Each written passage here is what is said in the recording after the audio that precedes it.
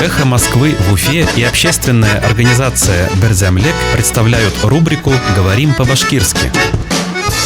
Вопрос. Хорау. Задать вопрос. Хорау берерге. Задать вопрос. Хорау берерге. Уфимский студент задал вопрос Владимиру Путину о дворце в Геленджике. Үфе студенты Владимир Путинға Геленджиктағы харайы турасында хорау берген. Уфимский студент задал вопрос Владимиру Путину о дворце в Геленджике. Үфе студенты Владимир Путинға Геленджиктағы харайы турасында хорау берген. «Эхо Москвы» в Уфе и общественная организация «Берзямлек» представляют рубрику «Говорим по-башкирски».